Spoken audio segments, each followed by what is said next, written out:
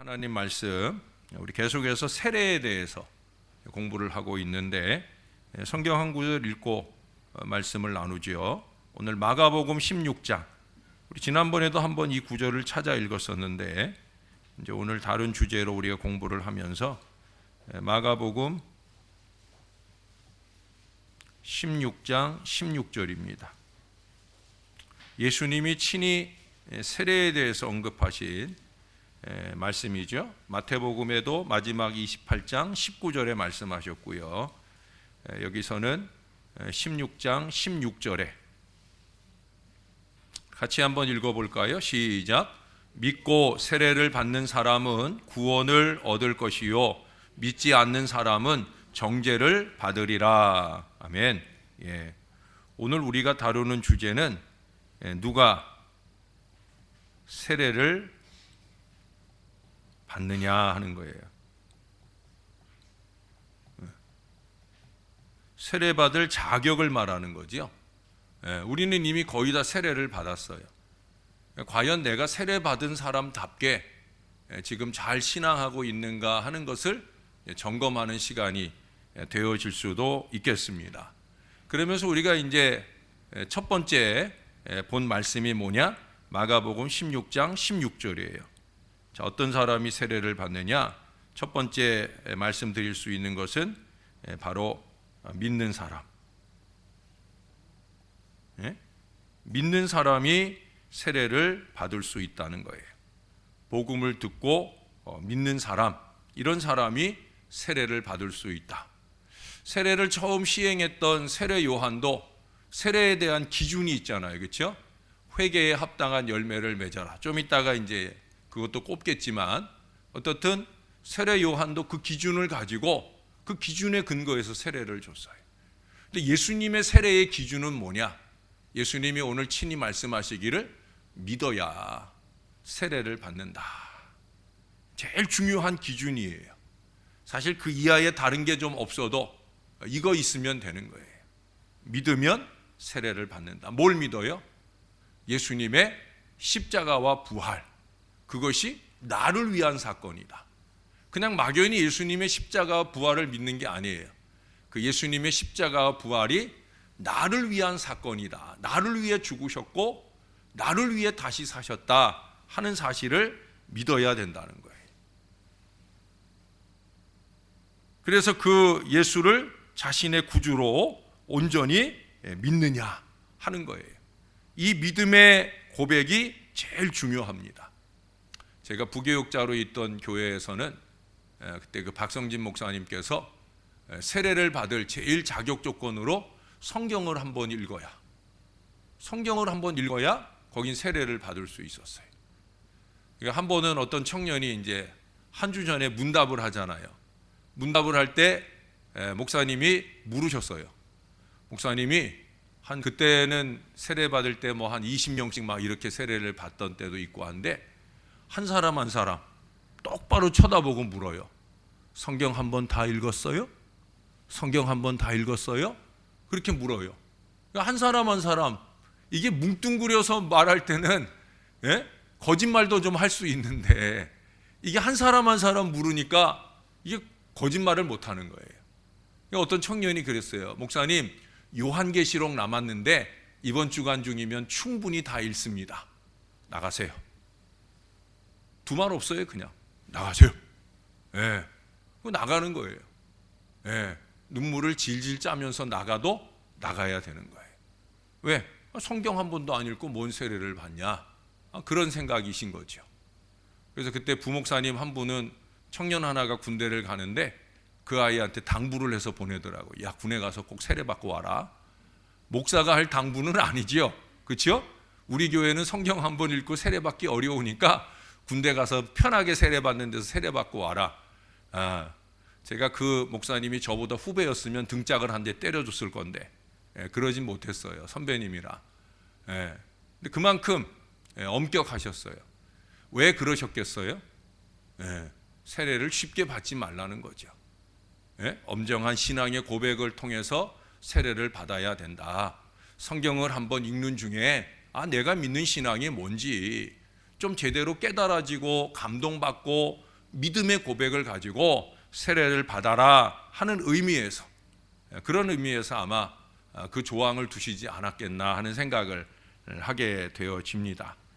그만큼 세례 받는 일들이 어렵다는 거예요. 그러나 여러분, 저는 그런 조항을 두지 않아요. 왜? 사실은 세례 받는다는 건 믿음의 고백이 있으면 된다는 거죠.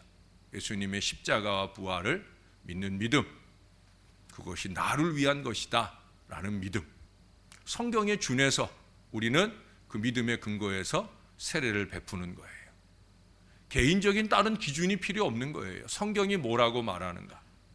아까도 보통 제가 우리 아내가 지금 앉는 자리에 수요일 날 와가지고 찬송을 하고 올라오는데, 오늘은 왜 저 뒤에 앉았었는지, 저쪽 제일 끝에 줄에 첫 번째 자리에 제가 앉았어요.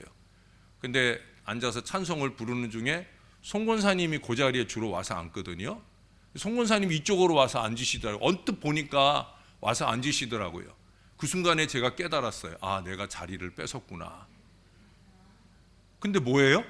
제가 와서 보니까 기도하려고 와서 앉은 거예요. 근데 제 생각에는 제가 잘못한 게 있으니까 거기서 찔리는 마음으로, 아유, 내가 송권사님 앉을 자리에 괜히 앉아가지고, 그래서 전에는 옆에서 얼굴 한 번도 못 보고 예배를 마쳤는데 오늘은 자주 보면서 예배하겠네 라는 생각까지도 했는데, 나중에 올라와서 보니까 오늘 기도가 송권사님이 기도더라고요. 이렇게 자기 입장에서 자기 생각에서 하는 기준이 아니란 말이에요. 성경이 뭐라고 말하느냐, 특별히 세례라고 하는 이 엄중한 일을 위해서 성경은 뭐라고 말하느냐. 제일 처음 뭐라고요? 믿어야 된다. 믿어야 된다. 흔들리지 않는 이 믿음을 견지하시기를 바랍니다. 두 번째 기준은 뭐냐?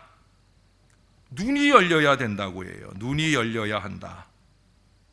왜 이 말을 했느냐면요, 우리 사도행전을 가서 볼게요. 사도행전 9장 18절이에요. 여기 오늘 자격 기준들은요, 대부분 우리보다 먼저 세례를 받은 사람들에 대한 이야기로 기준을 주고 있어요.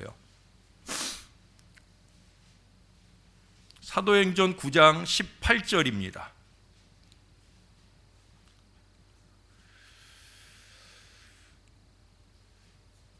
자, 같이 한번 읽을까요? 시작.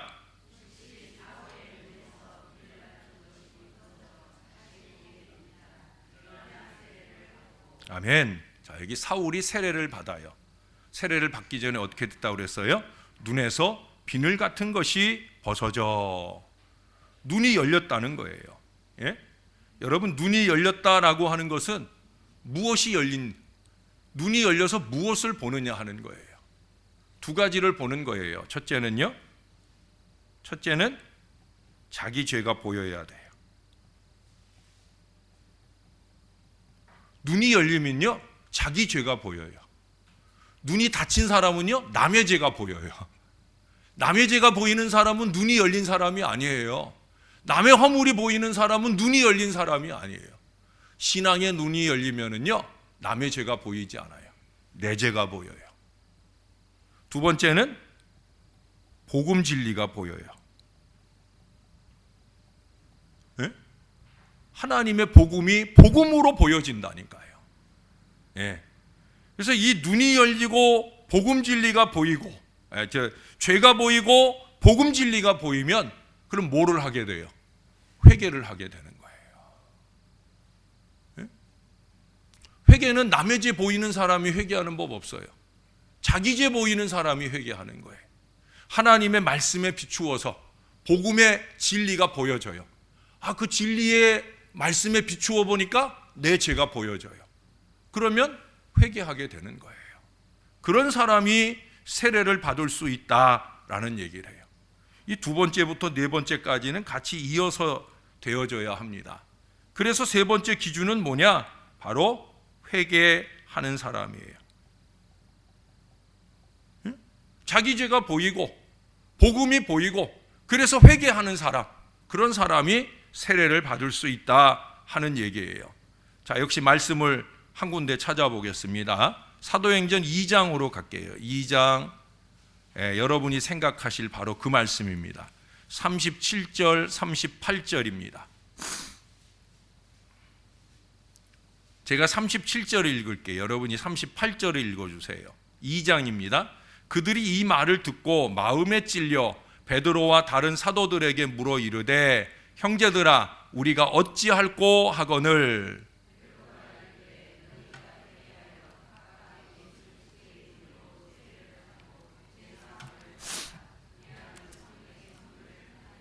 아멘. 예.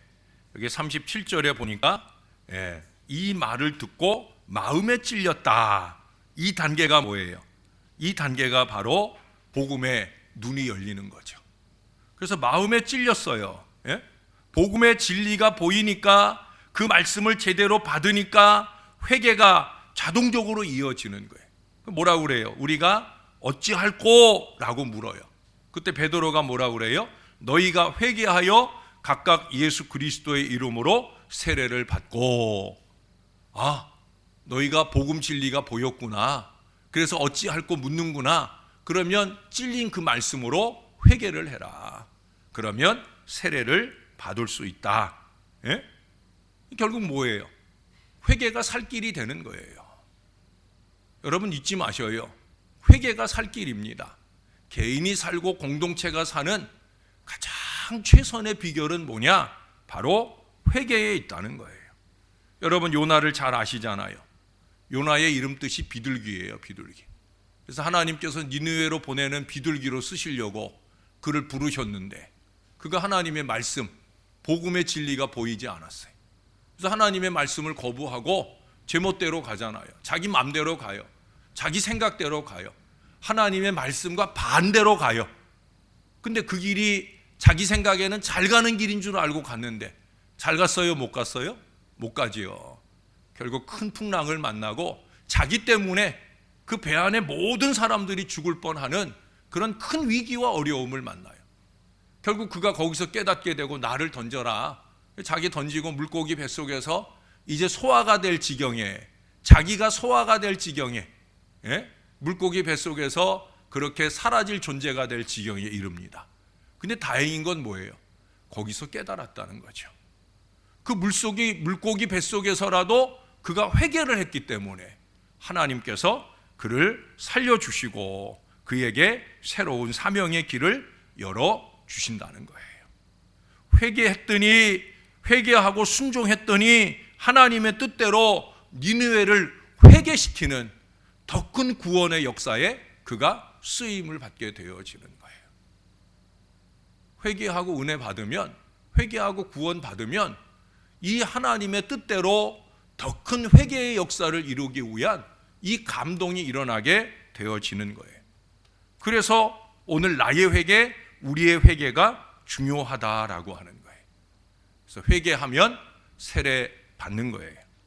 제가 세례문답 공부를 진행하는 중에도 계속해서 그 회개를 자극할 내용들을 말씀하면서 단도직입적으로도 말씀하면서 이후에 주님 앞에 더 주님이 원하는 선을 추구해 나가기 위해서는 오늘 나의 악들을 쏟아내야 되는 것들에 대한 강조를 많이 하게 됩니다. 그래서 네 번째로 꼽는 것은 뭐예요? 네 번째로 꼽는 것은 다름 아니라 바로 세례 요한이 한 말씀이죠. 누가복음 3장 8절이나 또는 마태복음 3장 8절에 공통적으로 나오는 말이에요. 뭐예요? 회개에 합당한 열매를 맺은 사람.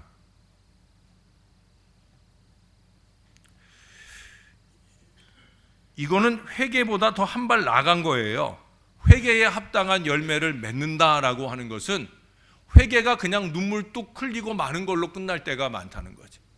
근데 진정한 회개는 뭐예요? 180도 돌아서는 거거든요. 요나가 자기 길을 가다가 물고기 뱃속에서 회개했어요. 그리고 누구의 길을 가요? 하나님의 길을 가잖아요. 정말 가기 싫은데도 불구하고 그 사명의 길을 가잖아요. 그렇게 돌이키는 거예요. 하나님의 뜻을 향하여 완전히 삶을 전환하는 거예요. 바꾸는 거예요. 옛날 예수 믿기 전처럼 사는 거 그거 아니란 말이죠. 예수 믿었으면 좀 달라져야지. 생각하는 것도 좀 달라지고 말하는 것도 좀 달라지고 행동하는 것도 좀 달라지고 그래야 같이 있는 사람이 부끄럽지 않고 우리가 옷 입고 지내는 여러분, 세례는 뭐라고 그랬어요? 그리스도로 옷 입는 거라고 그랬는데, 내가 걸치고 있는 예수 그리스도가 나 때문에 부끄럽게 되는 그런 지경의 삶을 살지 말아야 된다는 거예요. 그게 바로 회개에 합당한 열매를 맺는 거예요. 위대한 중국 선교사 허드슨 테일러는 그런 얘기를 했어요. 피아노 연주가 끝난 다음에 조율을 하는 게 아니라 아주 중요한 연주를 하기 전에 조율을 하는 것이다. 이 얘기를 왜 했느냐면요, 대충 살고 회개하는 게 아니라 회개하고 제대로 살아야 된다는 거예요. 회개라는 건 뭐냐? 바로 제대로 신앙하며 살기 위한 조율과 같다는 거예요. 여러분, 조율 잘하고 신앙생활 하시는 거 맞습니까?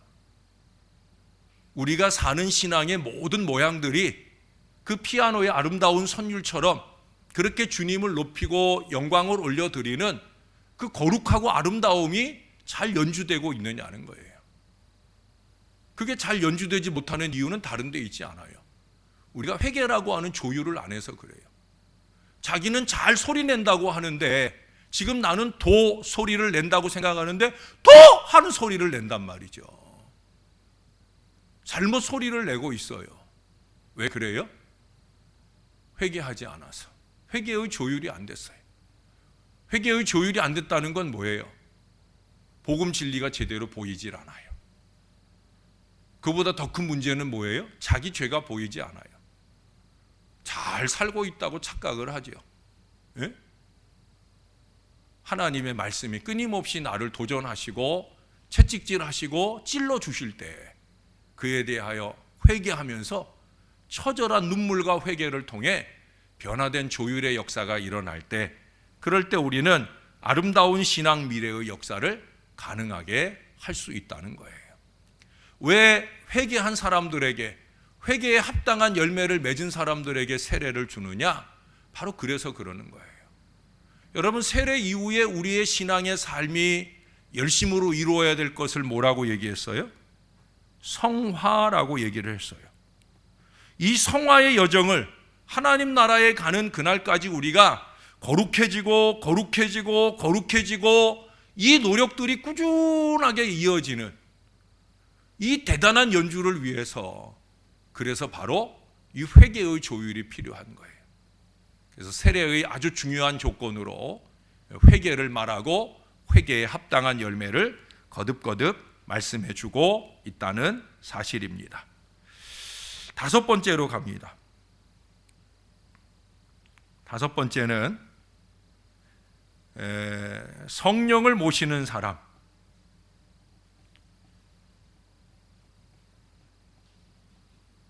우리는 많은 경우 우리가 세례받고 난 이후에야 성령이 우리 안에 충만해지고 이런 역사들이 가능할 수 있겠다, 이런 생각들을 하는데, 사실은 우리가 믿는다, 회개한다, 이 모든 과정 속에는 성령이 내 안에 내주하심으로 이루어지는 역사예요.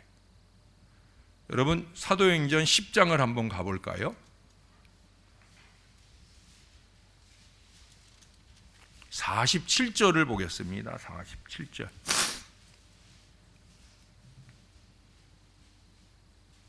같이 한번 읽겠습니다. 시작.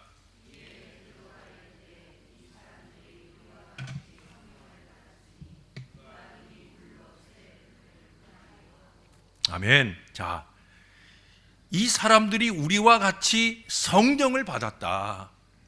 성령을 받았으니까 당연히 세례도 받아야 되지 않겠냐 하면서 세례를 베풀었다는 거예요. 고넬료 집안 사람들에게 성령의 충만이 임한 것은 그 앞에 보면은 44절 보세요. 베드로가 이 말을 할 때 성령이 말씀 듣는 모든 사람들에게 내려왔다. 베드로와 함께 온 할례 받은 신자들이 이방인들에게도 성령 부어주심으로 말미암아 놀랐다. 성령이 이방인들에게까지 부어지는 일로 놀라는 일은 그 당시 유대교 출신의 기독교인들에게는 놀라움이 될 수 있는 거죠. 그러나 그건 하나님께서 이미 계획하신 일이에요. 사마리아와 온 유대와 땅끝까지 이르러 내 증인이 되리라. 이미 예수님 말씀 속에 예정된 수순이에요. 그 일이 오늘 고넬료의 집안에서 처음 일어났다라고 하는 거예요. 여러분, 그들이 어떻게 할 때 성령이 임했다고 그랬어요? 베드로를 통해 하나님 말씀을 들을 때. 그들에게 성령이 임한 것을 베드로가 어떻게 인지할 수 있었겠어요? 그들 속에 말씀을 믿는 믿음의 감동을 볼 수 있었다는 거죠. 여러분, 믿음이나 회개는 성령의 역사입니다. 그런데 여러분, 믿음이라고 하는 것이 생겨날 때 성령은 더 크게, 더 뜨겁게 임하게 되는 줄로 믿습니다. 부족한 종이 하나님 말씀을 전할 때 여러분들이 이 말씀을 여러분의 마음 가운데 믿고 받게 되실 때 성령이 더 크게 채워지게 되는 줄로 믿습니다. 말씀의 수용력이 좋은 사람, 말씀의 수용력이 좋은 사람이 성령의 은혜도 강하게 더해집니다. 성령은 뜨겁기 때문에 말씀을 뜨거운 은혜 속에 받는 심령들 속에 더 뜨겁게 임한다라고 하는 거예요. 말씀에 대해 냉랭한 사람이 이 뜨거운 성령의 은혜를 받는 법을 저는 절대 본 적이 없어요. 제가 30여 년 이상 아이들을 데리고도 수련회도 해보고 어른들 집회도 많이 해보고 했지만 여러분, 다른 거 없어요. 1학년, 초등학교 1학년 요 아이들도요, 아멘 아멘 하면서 말씀 잘 받는 아이들, 여러분 그날 기도하면서 그런 아이들 속에도 성령이 부어져요. 예? 여러분, 초등학교 1학년 아이들이 성령 받고 5학년, 6학년 아이들이 방언 터지고 여러분 이런 거 보신 적 있어요? 저는 그런 거 봤어요. 그 아이들 데리고 성경학교하고 수련회 하면서 말씀 은혜 받으면서 뜨거워진 그 심령에 오늘 여기 고넬료의 집안처럼 하나님이 성령을 부어주셔요. 할렐루야. 성령을 부어주신다니까요. 그러므로 말씀에 대해 겸손히 수용적인 태도가 절대 중요하다라고 하는 거예요. 그것이 바로 성령의 놀라운 은혜도 역사도 힘있게 나타나는 비결이다. 여기 오늘 고넬료 집안의 사람들의 성령 받은 이유는 다른 데 있지 않아요. 이 말을 할 때에 성령이 말씀 듣는 모든 사람들에게 내려왔다. 이게 뭐예요? 고넬료를 비롯해서 그날 그 집회에 참여한 모든 사람들이 다 말씀에 대한 갈급함이 있었고, 베드로를 통해 하나님 말씀이 전해질 때 그 말씀을 은혜로 받을 때 하나님이 성령을 안이 부어주실 수가 없다는 거죠. 그리고 성령을 받을 때 베드로의 생각에는 이들이 성령을 받았는데 세례받음이 합당하지 않겠느냐 하면서 그들에게 세례를 베풀었다라고 하는 거예요. 그래서 그 다음 6번째는 뭐냐? 말씀을 배우는 사람이에요. 자, 이제 우리 다시 마태복음으로 가볼까요? 우리 아까 마가복음 말씀을 받고 이제 마태복음 28장에서도 예수님께서 동일하게 세례에 대한 언급을 한번 하신 말씀이 19절에 나온다고 그랬어요. 마태복음 28장 19절을 보겠습니다.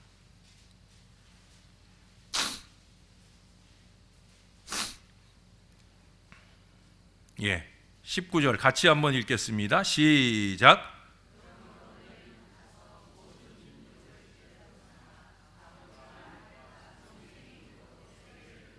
예, 베풀고 한 다음에 그 다음에 뭐라 그러냐면 내가 너희에게 분부한 모든 것을 가르쳐 지키게 하라.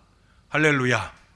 성령 충만을 이제 세례를 전후해서 이루어지는 중요한 일인데 그게 뭐냐면 바로 말씀을 가르친다는 거예요. 우리가 좀 전에도 확인했었죠. 고넬료의 집에서 말씀을 배우는 사람, 말씀을 받는 사람에게 성령도 임하고 세례도 베풀고 마찬가지라는 거예요. 말씀을 배우는 사람, 말씀을 잘 받는 사람, 그런 사람들에게 바로 성령이 세례를 베풀게 되어진다는 거예요. 그래서 이런 말씀의 수용력을 키워 나가야 되는 이유가 바로 여기에 있어요. 말씀을 잘 받는 건강한 성도가 되셔야 돼요. 예? 우리 얼마 전에 아가서에서도 우리가 확인했잖아요. 이 모든 말씀은 다 한 목자에게서 나오는 말씀이에요. 김용준 목사가 전하거나 박현호 목사님이 전하거나 박성별 전사님이 전하거나 다 누가 하시는 말씀이라고요? 하나님이 하시는 말씀이에요. 믿습니까? 믿습니까? 그래야 은혜 받는 거예요. 예? 전도사가 설교한다고 팔짱 딱 끼고 오늘 설교 잘하나? 그리고 예배 끝나고도 교역자에 대한 인사가 오늘 설교 아주 잘하셨어요. 저는 전에 뒤에서 그런 말 하는 사람도 많이 봤어요. 부교역자들이 설교를 하면 칭찬을 하더라니까요. 아니 하나님 말씀을 전한 사람한테 왜 칭찬을 해? 오늘 은혜 많이 받았습니다. 그 말이면 되는 거지. 또 그래야만 되는 거고, 누가 이 강단에 서서 말하든지 간에 말씀의 권위를 가지고 이 하나님의 말씀을 전할 때 그 말씀에 대해서 낮은 자세로, 수용적인 자세로 말씀을 배우고 받을 때 그 말씀이 우리에게 은혜가 되고 성령 충만한 이유가 되는 줄로 믿습니다. 무엇보다 여기 뭐라고 그래요? 내가 너희에게 분부한 모든 것을 가르쳐라 라고만 얘기하지 않아요. 뭐라고 그래요? 가르쳐 지키게 하라. 가르쳐 지키게 하라. 이게 저의 사명이에요. 여러분들에게 그저 설교로 끝나는 말씀만 전하는 것까지가 제 사명이 아니라 이 말씀대로 우리가 같이 살아봅시다. 이걸 촉구하는 것이 저의 사명이에요. 그래서 마지막 일곱 번째는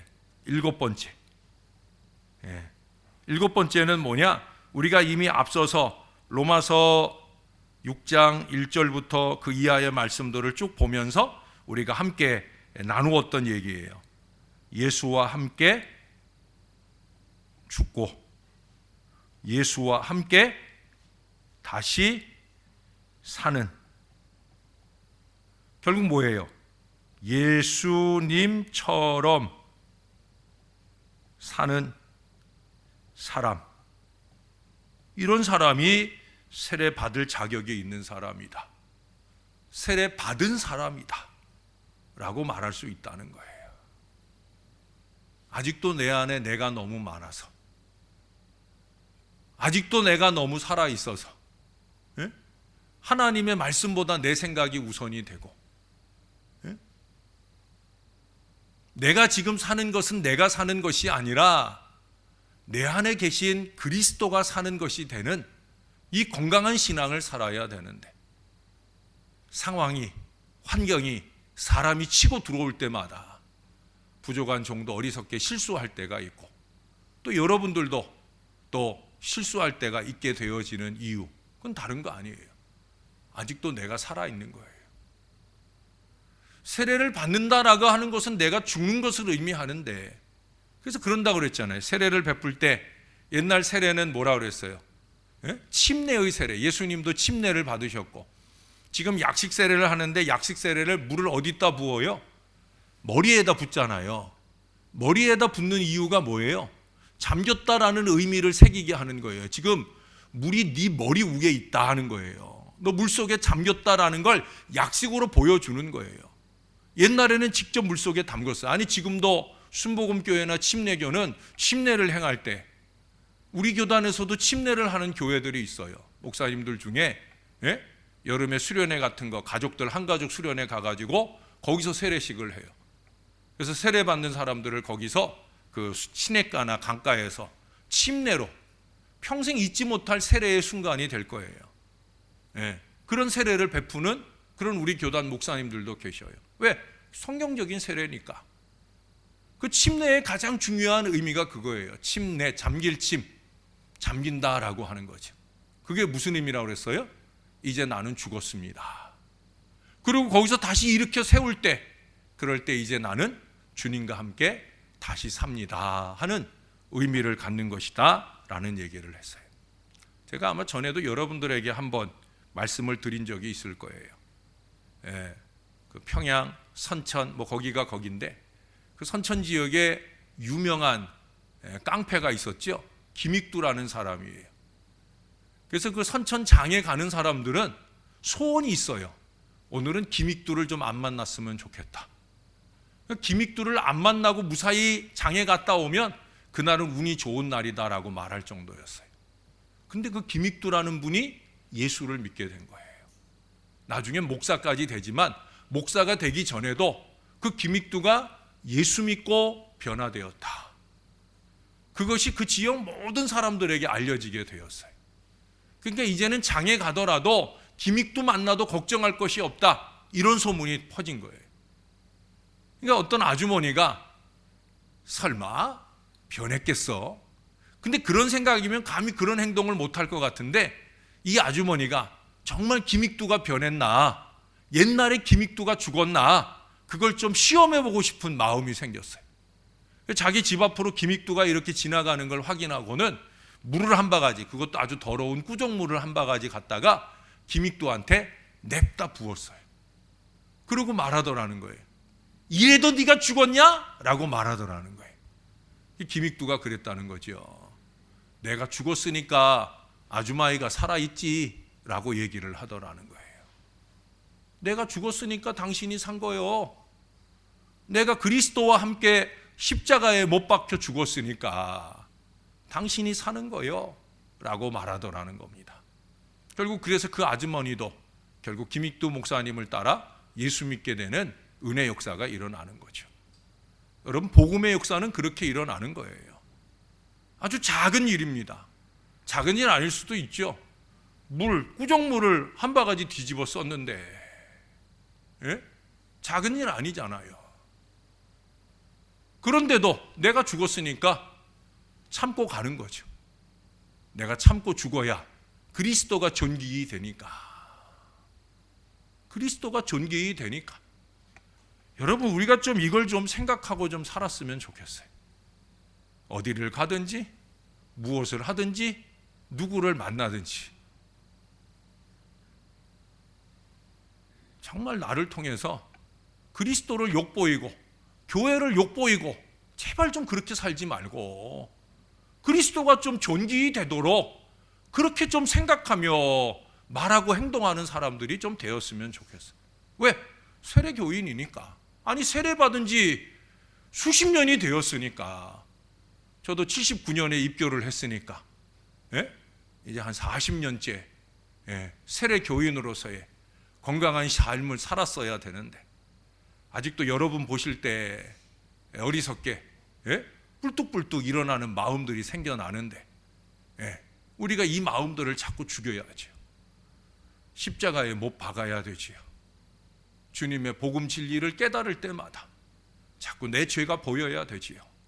하나님 앞에 무릎 꿇을 때마다 그 죄를 씻어내는 절절한 회개가 있어야 되지요. 그래서 다음번에 그 자리에 갔을 때는 똑같은 실수를 하지 않게 되는 좀 건강한 신앙을 살 수 있게 되지요. 같이 있는 사람을 부끄럽게 하지 않고, 같이 계시는 예수님을 부끄럽게 해드리지 않고, 우리 교회 신월제일교회의 이름을 부끄럽게 하지 않는 그런 건강한 신앙의 역사를 이루며 살 수 있는 거지요. 저나 여러분은 그렇게 살아야 되는 거예요.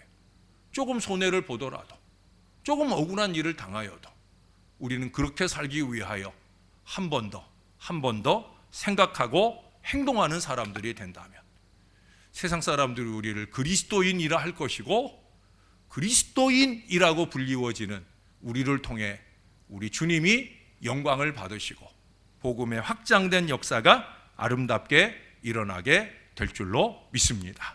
이 은혜에 합당한 세례교인들이 다 되시기를 우리 구주 예수님 이름으로 간절히 축원합니다. 기도하겠습니다. 우리 한 마음 한 목소리로.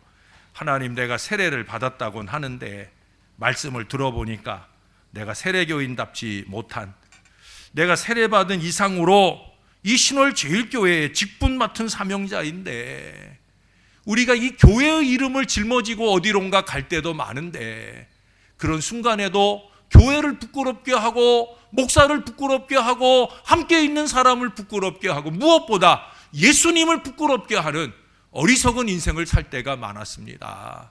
용서해 달라고 주님 앞에 좀 회개도 하고, 내가 세례교인답게 그리스도가 존귀히 되는 성화를 위한 성령 충만한 그리스도인으로 좀 살 수 있도록 도와달라고 우리 다 같이 한 마음 한 목소리로 간절히 기도하겠습니다. 좋으신 아버지, 기도하겠습니다. 하나님 아버지, 우리의 가장 큰 어리석음은 우리의 착각에 있는 것을 고백합니다. 나는 잘 살고 있는 것으로 어리석게 착각을 하면서 그 어리석은 잣대를 끊임없이 많은 사람들에게 들이대며 자기도 가지 않는 길을 자꾸 가라고 채찍질하는 어리석음 속에 살 때가 많이 있습니다. 부족한 종이 목자랍시고 그럴 때가 있고, 우리 중 많은 사람들이 그 어리석음을 끊임없이 쏟아내면서도 오히려 다른 이들의 없는 죄까지 들추어내려고 열심내는 어리석은 인생들도 봅니다. 오 주님, 우리가 세례받은 사람들입니다. 회개하고 복음 진리를 믿고 새 사람 된 사람들입니다. 성화의 역사를 끊임없이 이어온 사람이어야 하고 앞으로도 이어가야 할 사람인 것입니다. 하나님 잊지 말게 도와주옵소서. 세상적으로 세속적으로 마귀적으로 생각하고 말하고 행동하지 말게 도와주시고, 주님의 영광을 좀 그만 가리고 그 영광 잘 드러내기를 위해 열심내며 살 수 있는 겸손한 신앙 백성들 되게 하여 주시옵소서. 주님을 위해 기도의 무릎을 꿇는 것처럼 그렇게 겸손히 무릎을 꿇고 실수와 잘못을 인정할 줄도 알고, 우리 하나님께서 영광 받으실 미래를 위해 내가 섬기고 나눌 겸손한 마음들도 꾸준하게 이어갈 수 있도록 우리를 도와주시옵소서. 주님, 우리의 어리석은 아집들을 예수의 이름으로 다 물리쳐 주시고, 우리가 주님과 함께 철저히 십자가에 못 박혀 죽게 하셔서 우리가 다시 살 때 그리스도로 사는, 그리스도를 존귀하게 여기며 살아가는 하나님의 사람들 되게 하여 주시옵소서. 무엇보다 우리가 예수 이름으로 움직일 때, 신월 제일교회 이름으로 움직일 때 이 사실을 좀 잊지 말고 살게 하셔서 주님의 영광을 가리고 주님의 교회를 가리는 어리석은 인생들 되지 않도록 우리를 꼭 붙들어 주시옵소서. 오늘도 주님이 영광 받으신 줄로 믿사옵고 감사합니다. 예수님 이름으로 기도합니다. 아멘.